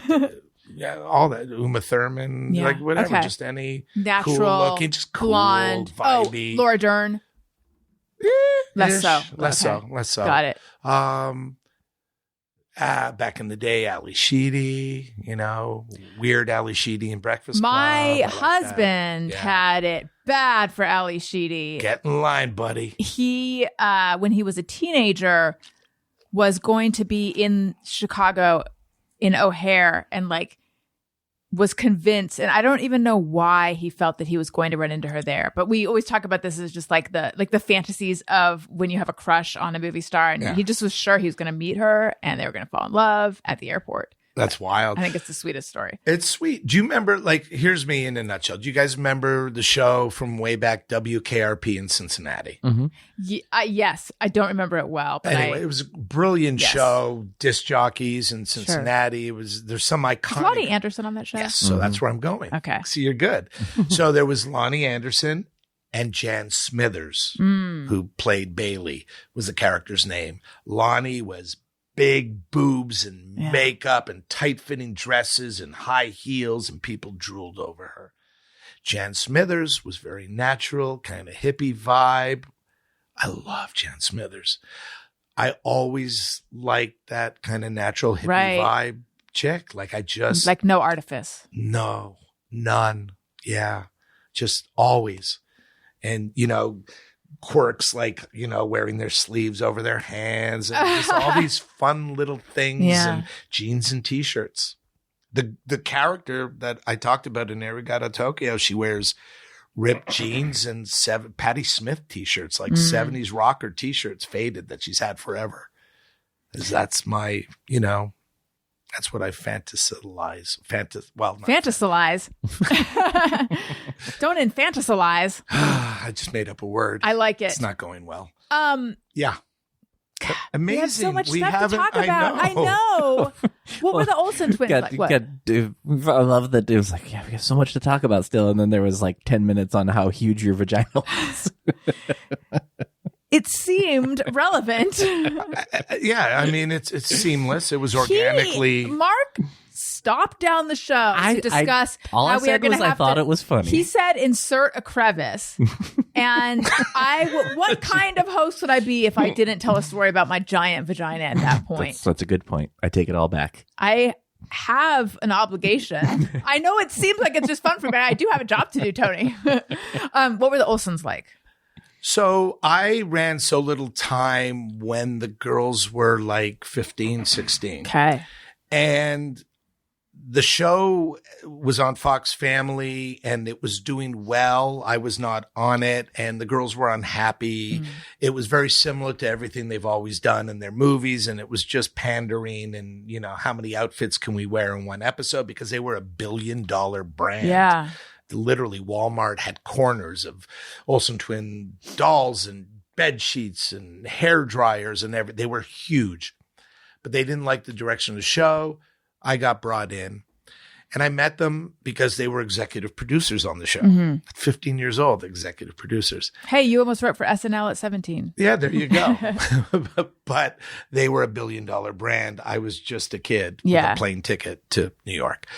But I sat down with them. I said, I want to challenge you guys. I'm going to, adult up the show.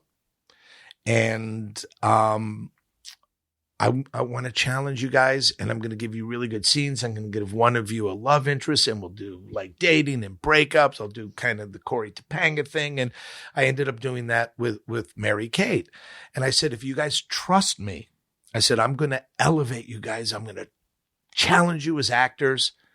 And if you're having trouble with the scene, call me. I will come down from my office. I will sit here. I'll talk you through it. I'll explain. So my goal was to truly challenge them, adult up the show. And I said, if you trust me, there might be, I think somebody can get nominated for an Emmy. And they looked at me like, wow, we've been in this business forever and nobody ever. And so Mary Kate was the one that ultimately I gave the boyfriend to, and then breakups. And there were great, powerful scenes to submit. And the line producer submitted them. And sure enough, Mary Kate got nominated for that's awesome. Best Actor in a Children's TV Show. Ashley was upset, obviously. Why did Mary Kate get it, not me? So there was that rivalry. Then the night of the Emmys comes and it's a big deal. And Mary Kate is sitting there. And unfortunately, she lost the Emmy to Elmo. Elmo won the Emmy. Oh, wow. Elmo won the Emmy. Elmo won the Emmy for Best Actor in a Children's Series. And so can you imagine, like, you finally get that and you lose to the Puppet, the little puppet Red Sox thing. But it was a great experience in that, it was surreal working with them because it was much different. Like the kids on Boy were so grounded. They had these amazing families. I'm understanding of Mary Kate and Ashley and that their home life, I believe mom was committed a couple times. Dad had an affair, I believe, with the nanny. It was just a messy situation. But then it's also surreal in that, like you're on set and, one day a week we're doing network run through. And so it's 3:00, go down to the stage. All the chairs are lined up. I'm on my chair. The network's there. It's 3:00. It's now 3:05. It's now 3:10. Where's Mary Kate? Where's Ashley? And the network is like, we have another show we have to go cover. What is going on? Where are the girls? And I see our AD, off, our assistant director, and you see him on the house phone on the stage, and he's like, oh my gosh, his head. And I like, just come here. And he comes over. I go, where are the girls? And he whispers in my ear where the girls are. And I turn to the network and they go, what? where's Mary Kate and Ashley? I go, they're Learjet shopping. They're turning 16 and apparently they're Learjet shopping. How do you make, I'm not making the stuff that is going on. And so, but to their credit, and I'm really fond of everybody I work with, especially young people, because I mean, they're growing up on a set. How do you grow up on a set? I had enough trouble growing up in an upper middle class neighborhood in a Jewish community in Canada. Yeah. That was messed up. Now be on camera from the time you come out of the big vagina, things are, this is not just you. Yeah, no, I think they're all pretty all big. huge. So I was very empathetic. Now, the show was doing great. People loved it. I had a great time. I met Amy Davidson I cast, who, do you know Amy Davidson, the actress? She went on, did you ever see 8 Simple Rules? No. Dating teenage daughter, Oh, John Ritter, wait. Yes, late great John Ritter. Yes. She was one of Who was the teen on that? Amy and Kaylee Kuko. Okay. Yeah. Yes.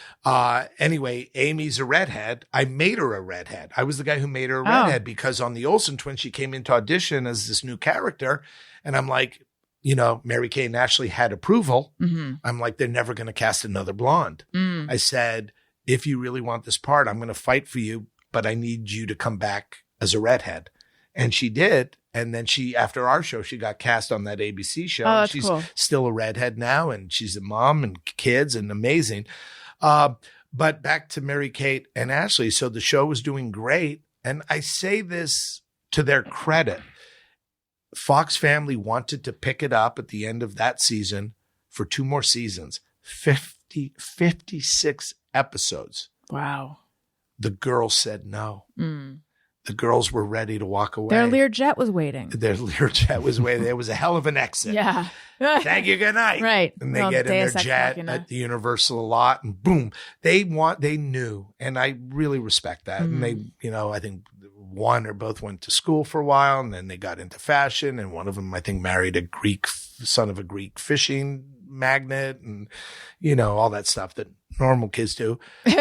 But I respect that they like knew, you know, and I felt bad. And I just had one conversation with them because, you know, you see your crew and, you know, 56 episodes for your crew is a lot of money. Yeah.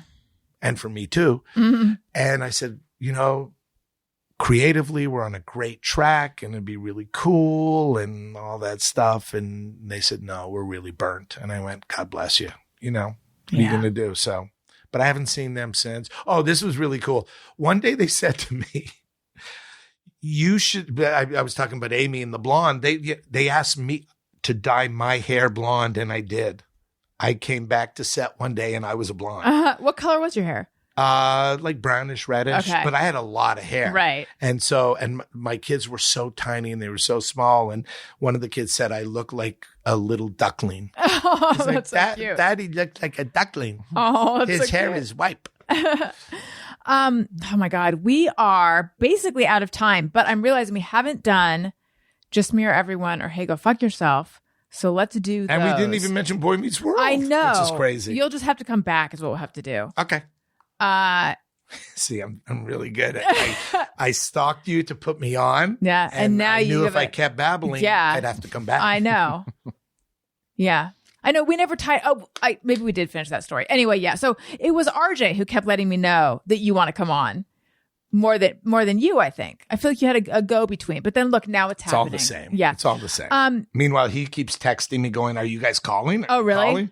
I don't know. It doesn't matter. I want to play your 2 games. Okay, yes. Also, I should mention I'm on Patreon, patreon.com/AllisonRosen. Patreon. All sorts of fun stuff. The Friend Zone is my bonus Patreon podcast. I just love where you can text me. I'll text you back. If you do an annual subscription, you get 2 months free. Patreon.com/AllisonRosen. Okay, let's do Just Me or Everyone. Sometimes I ponder on something I have thought or done. Is it just me or everyone? All right. Do you have a Just Me or Everyone? So I do one of the weirdest things in the world.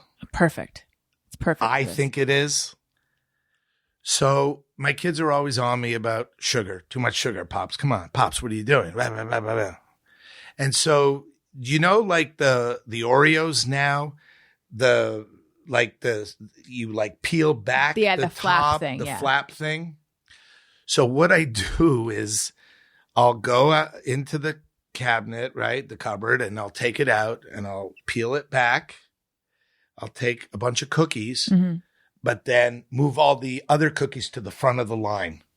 Oh, so it looks full? So every time they peel it back, it looks like nobody's taken a cookie. Oh, I love this. Is it just me?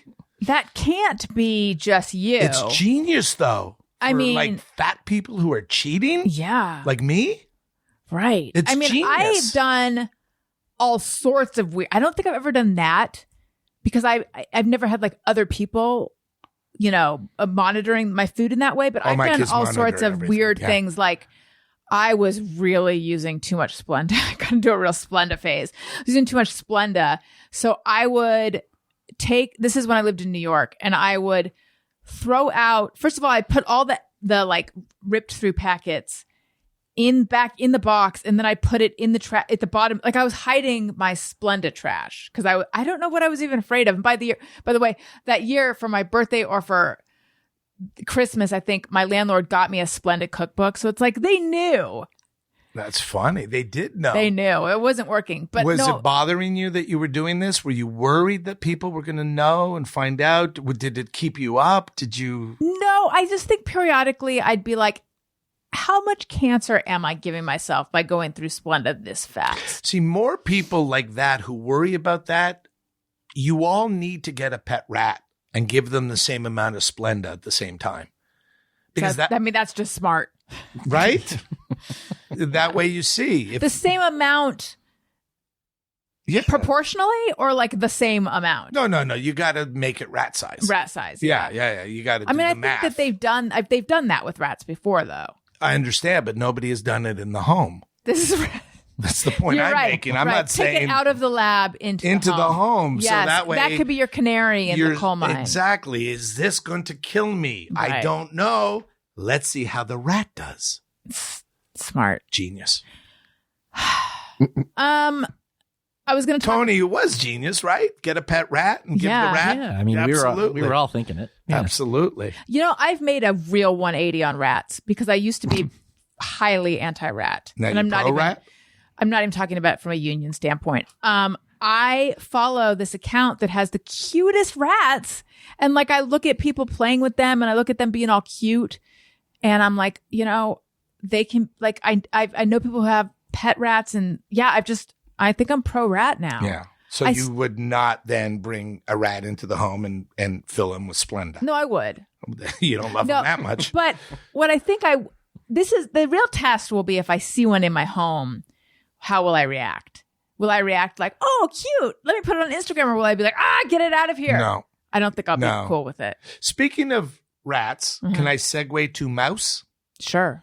This is on my head because we're just talking logic and this and that. So the other day, because all the major studios that I'm striking against are struggling so badly, Disney announced that they were laying off 7,000 employees. Yes, I remember this.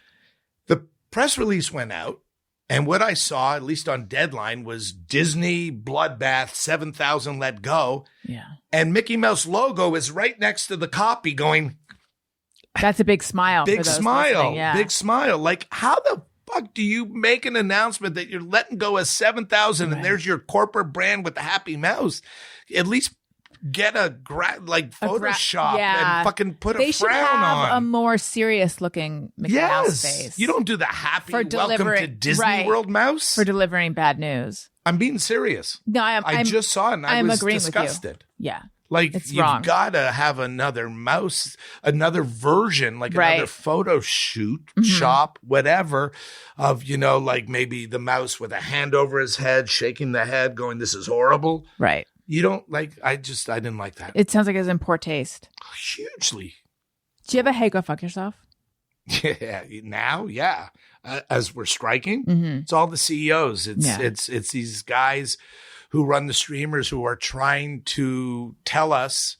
So I've been in the Writers Guild for 33 years. I've had this incredible career. I'm so blessed that when I hit 65, I have this amazing pension. healthcare always.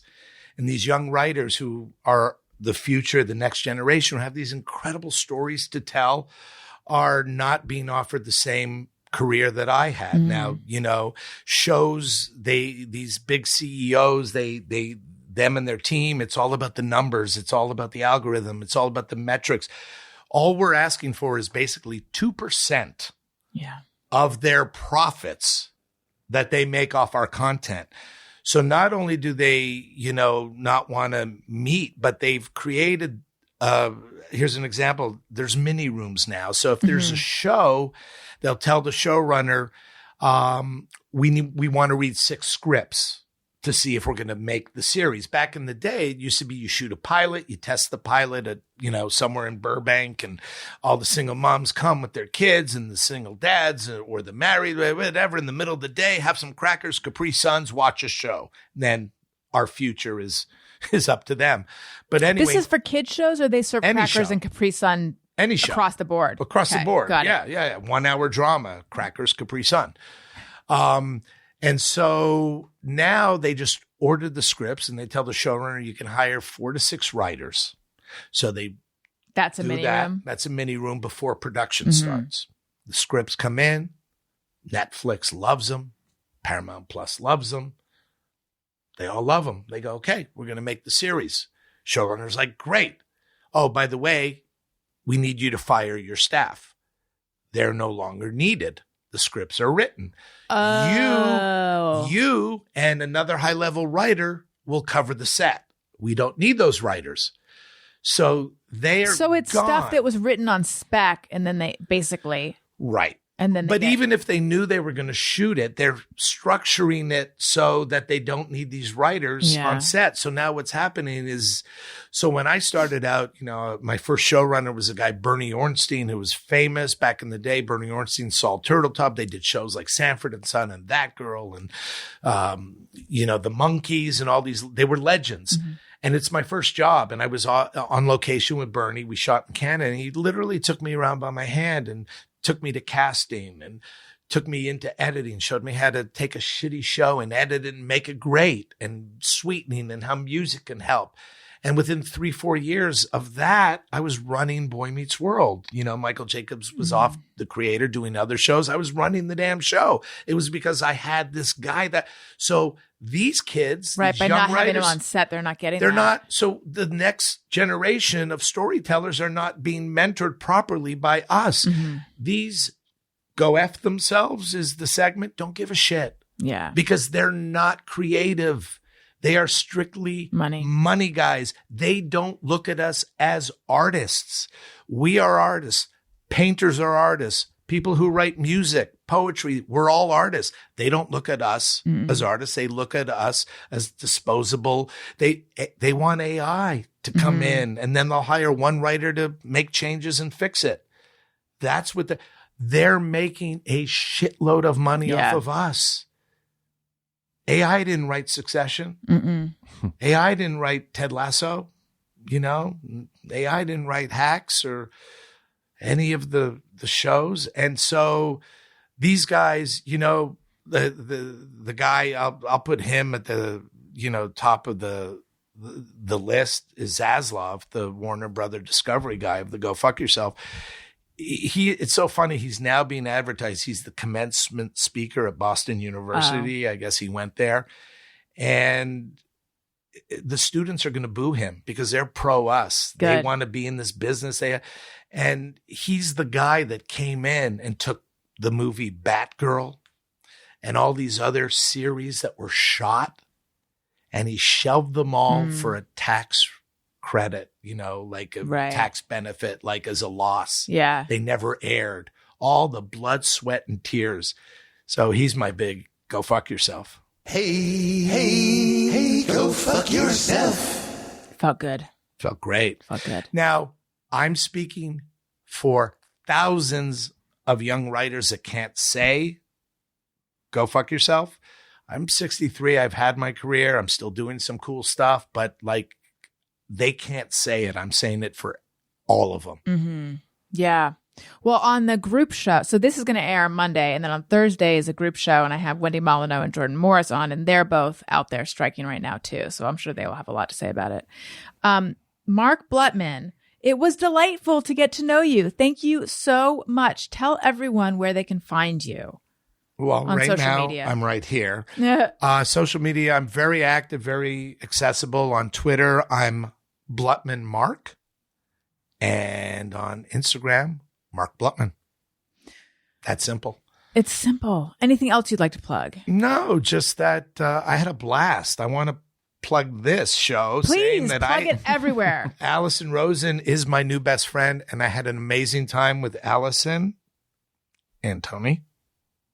And I think if nothing else, what we learned today, Tony, is Allison's vagina is huge. See, we all learned something. I feel so good that I shared that. Tony, where might we find you? Twitter and Instagram at Tony Thaxton. Oh, sorry. I want that. Why don't I have that? I know, you gotta- I want one. It just happened, you know, Yeah. and I had to take it when it happened and now And run play with it all the time now. all the time. Come on, You play it all the time. Probably every show. Tony you Thaxton. happy? You made that happen. Sorry, you were. Just same old Bizarre albums every Tuesday. I do want to. I'd love to come back one time with Dalton and RJ. Yes, I would love to have you back with them. That'd be fun. I don't know the next time they're in town. Let's but- do it in Vegas. Well, I'm not going to be in Vegas. I understand. Tony will. I wish. I can't. I'm so bummed I can't It's go. this month, actually. I know. I When is it? literally Memorial Day? Yeah, it's like one of my kids' birthdays, May Yeah, it's the 23rd. -ish. 28th or something like. Yeah, because I'm a musician. I have to play a festival the exact same day. It is my first show all year. Yeah, he's a genius. You want to know why he's a genius? Why? Because he gets to play his soundbite and then keeps talking, knowing he has to play it again. Because we have to end. We're going to keep ending. So Right. anyway, you can find me. I'm Mark Blutman. You can find me on Twitter at Blutman Mark and Right. Instagram at. And what about you? Oh, me? I'm Twitter and Instagram at. Tony Thaxton. He's a genius. If you like what you're hearing, or even if you don't, please make sure you're Tony subscribed. Thaxton. Leave us a nice review. Click 5 stars. Tell your friends. Follow me on social media at Allison Rosen. Twitter and Instagram at Allison Rosen. I'm on TikTok, the Allison Rosen. I already mentioned Patreon, but I have a new podcast, which is Allison and Todd After Hours. It's a Patreon only podcast. And so there's a different Patreon for that. It's only $2 a month though. And it's very gossipy and juicy. Patreon.com/Allison and Todd. Thank you again, listeners. Thank you for listening. I love you. You matter. Goodbye. Hey, do you know about the Allison Rosen show?